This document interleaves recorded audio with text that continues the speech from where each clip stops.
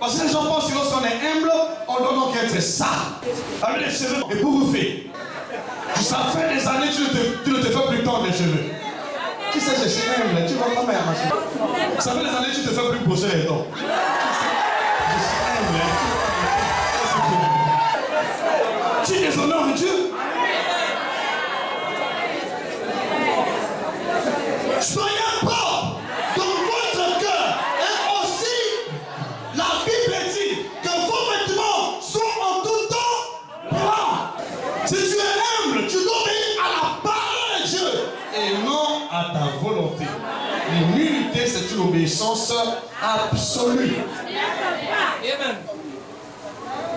Obéissance absolue. Le cœur de Satan s'est élevé.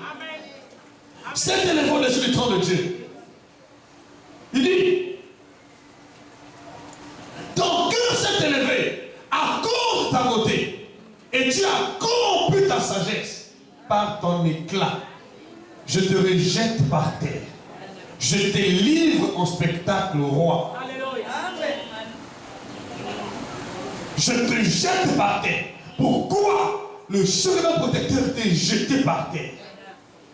Parce que son cœur s'est élevé. Son cœur s'est élevé. L'humilité est le tas absolu d'un cœur obéissant à Dieu, qui fait toutes choses pour la gloire de Dieu, avec une conscience pure. Amen, amen, amen. On a dit amen. Et Dieu, qu'est-ce qu'il fait? Il renverse les orgueilleux. Il établit les ailes. Il résiste aux orgueilleux. Il fait grâce aux ailes. Est-ce que vous comprenez ce que je dis? Est-ce que vous comprenez ce que je dis? Alors, si vous êtes en train de prier avec cette compréhension-là, tous ceux qui sont établis sur votre trône, sur votre siège, qui règnent sur votre vie, seront détrônés. Il n'y a pas un autre secret. Lorsque vous commencez à prier pour votre règne, faites attention. Ne laissez pas une semence d'orgueil gagner votre cœur. Dites amen. 1 Pierre chapitre 5 verset 5. Lisons rapidement parce que nous allons prier. Parce que le diable ne veut pas qu'on prêche sur l'orgueil. Maintenant, comprenez bien ce verset. Au départ, ça paraît comme une parole blessante, comme une plaie. Mais ce n'est pas une plaie, c'est une voie qui conduit à la guérison, à la délivrance, à l'innovation et à la gloire. N'ayez pas honte de dénoncer ce qui en mal pour vous. Moi, souvent, je fais l'examen de conscience. Est-ce que je suis orgueilleux? Si je suis orgueilleux, je dois régler les affaires avec l'orgueil. Parce que l'orgueil empêche l'élévation. Tu dois lutter contre cet esprit d'orgueil si tu veux être élevé auprès du Seigneur. Amen, amen. Ça empêche l'élévation. Lutte contre l'esprit d'orgueil. La Bible dit clairement ici, de même, vous qui êtes jeunes, soyez soumis aux anciens, c'est-à-dire aux pasteurs. Soyez soumis aux pasteurs. Soyez soumis à ceux qui sont établis, vos conducteurs. Souvent, ce problème aussi crée des scissions au sein du collège pastoral. Si toi tu es pasteur, mais il y a un ancien pasteur, tu dois te soumettre à lui. Si toi tu es ancien, l'autre est pasteur, ne vends pas ton âge. Et souvent vous êtes damnés par Dieu lui-même parce que vous voyez votre âge. Vous avez des comparaisons. Ça, je dis, ça se passe au niveau des pasteurs. Amen, mon père. Tu ne veux pas te soumettre. Parce que tu dis, certainement, je connais plus que lui. Est-ce que tu connais plus que lui? Respectez ceux qui sont établis avant vous ou devant vous, ceux qui vous conduisent. Moi, je peux vous dire, bien aimé, En âge, j'étais déjà bien avancé plus que certains de mes pasteurs. Mais ils étaient mes pasteurs. Ils le sont jusqu'à présent. Ce sont mes mentors. Il y avait le plus jeune pasteur. Et je l'obéissais. Je me soumettais à lui, à ses ordres. Mais quand tu te compares, oh, moi aussi je suis établi par les mauvais. Est-ce que moi t'ai établi pour que tu sois orgueilleux? Tu vas te détrôner toi-même. Ne vous c'est une question de cœur. Si dans ton cœur tu as des comparaisons, ça montre que tu es encore.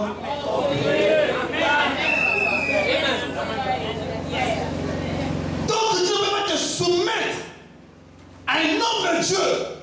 Parce que toi aussi tu es pasteur. Mais si vous êtes un pasteur, il y a aussi la fonction qui compte. Ce qui fait que les églises chez nous ne prospèrent pas, c'est l'orgueil des pasteurs. Je dis la vérité. Les pasteurs sont détrônés du jour au jour à cause de quoi? Avant d'être établi, j'avais l'apparence d'un homme humble. Mais après avoir été consacré, c'est les griffes d'orgueil qui sont. C'est cet orgueil-là. Tu penses que Dieu avec toi, tu dis, je prie mon église. Et Dieu dit, va, je t'ai chassé d'ici. C'est Dieu qui a fait précipiter Satan. Et Satan dit, eh bien, je suis venu de moi-même. Amen. Est-ce qu'il est venu sur terre de lui-même? Qui l'a fait précipiter? Dieu. C'est cela. Amen. Moi je dis amen. Dans notre nation, surtout en Afrique centrale, les pasteurs sont orgueilleux.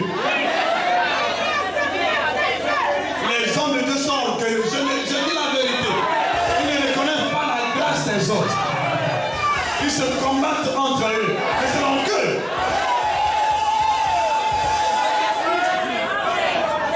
Quand vous allez en Afrique de l'Ouest, vous avez l'impression que nous vivons vraiment la réalité du royaume de Dieu sur terre. C'est les mégas églises. C'est pas ce qui se passe chez nous ici. Ils sont unis. Ils ont compris la leçon. Ils reconnaissent la place des uns les autres. C'est pas chez nous ici. D'abord, quand tu as déjà établi, tu deviens arrogant parce qu'il y a un groupe de gens qui t'entretiennent. Après, je vais ouvrir mon église. Et quand tu vas ouvrir l'église, alors tu deviens mon ennemi juré. Et pourtant, c'est moi qui t'ai formé. Des telles personnes ne réussiront jamais. L'orgueil va les ramener au rang du sol. Ils ne pourront jamais réussir la vie dans le ministère.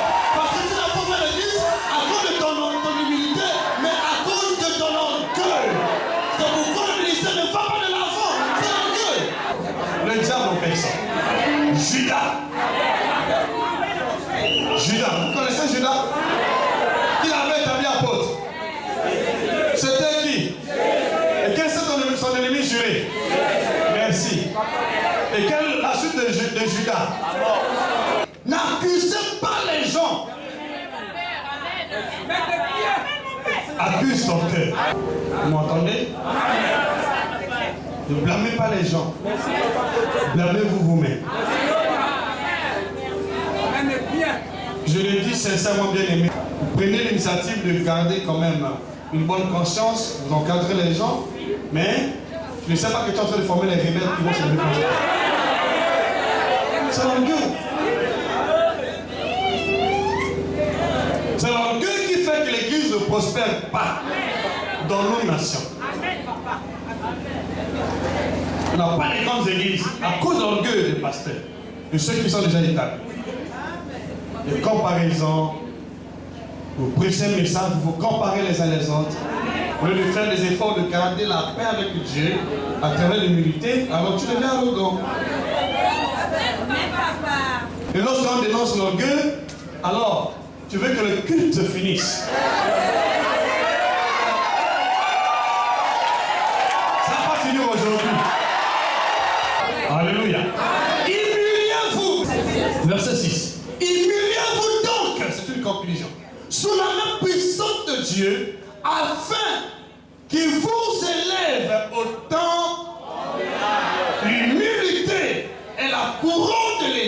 élévation. C'est jusqu'à présent tu n'es pas élevé à la hauteur de la bénédiction de Dieu. Ça montre qu'il y a encore des tentacules de l'orgueil. Maintenant, priez maintenant que l'orgueil soit brisé dans votre cœur. Parce que c'est l'orgueil qui empêche que Dieu vous élève. Dieu vous établisse.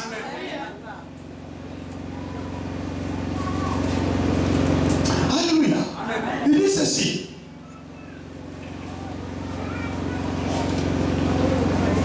Et déchargez-vous sur lui de tous vos soucis, car lui-même prend soin de vous. Soyez sobre, veillez. Votre adversaire, le diable, rôde comme un lion rugissant, cherchant qui dévorer. Comment il cherche les gens à dévorer? Il connaît ceux qui marchent dans l'orgueil. Nous avons pris l'exemple de l'apôtre Paul. Lorsqu'il a vu l'orgueil dans l'apôtre Paul, il a injecté son ange. Il a placé son ange. Et Dieu, je vous le dis, Dieu s'efforce à détrôner, à renverser tous les orgueils. Dieu. Et tu veux marquer la différence entre toi et les personnes orgueilleuses. Sois humble.